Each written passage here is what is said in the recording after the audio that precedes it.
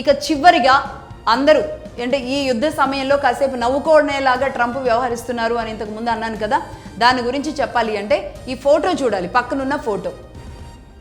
ఈ ఫోటో రీసెంట్గా ఆయన ట్రూత్ సోషల్లో ఆయన పోస్ట్ చేసుకున్నారు ట్రంప్ గారు.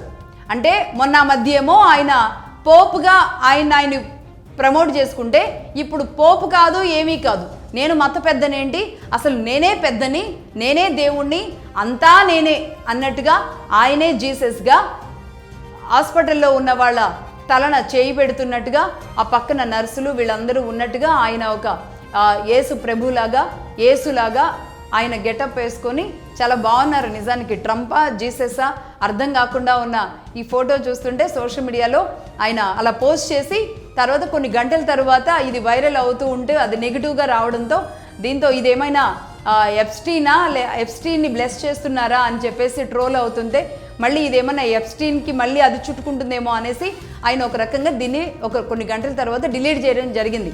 బట్ ఈలోపే అందరూ దాన్ని డౌన్లోడ్ చేసుకున్నారు. ప్రపంచ దేశాలన్నీ కూడా దీన్ని చూస్తున్నాయి. జియో పాలిటిక్స్ అంతా ఒక రకంగా ఇంత యుద్ధ సమయంలో ఏం జరుగుతుంది అన్న టెన్షన్లో కూడా ఈ ఫోటోలు చూసుకొని దేశాధినేతలు కూడా నవ్వుకుంటున్నారు.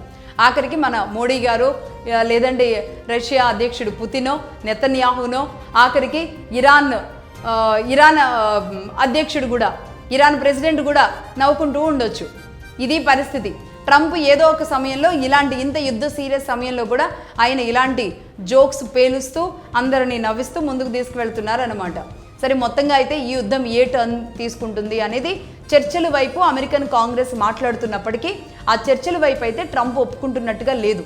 ఇంకొకసారి, ఎందుకంటే 15 రోజుల వార్ గ్యాప్ అనేది ఏదైతే అనౌన్స్ చేశామో దానికి కట్టుబడి ఉండి రెండో దఫా చర్చలకు వెళ్ళడం బెటరు అన్న వాదన వైట్ హౌస్ నుంచి వినబడుతున్నా సరే దానిని పట్టించుకునే పరిస్థితిలో ట్రంప్ లేరు. తాను యుద్ధానికే కాలు దూవుతున్నారు. ఎట్లా అయినా సరే ఇరాన్ తన మాట ఎందుకు వినదు అనే పట్టుదలగా ముందుకు వెళుతున్న ట్రంప్ మొత్తాన్ని అమెరికాని ముంచేసే పరిస్థితిలోకి తీసుకెళ్తున్నారు. ఇది వాస్తవం.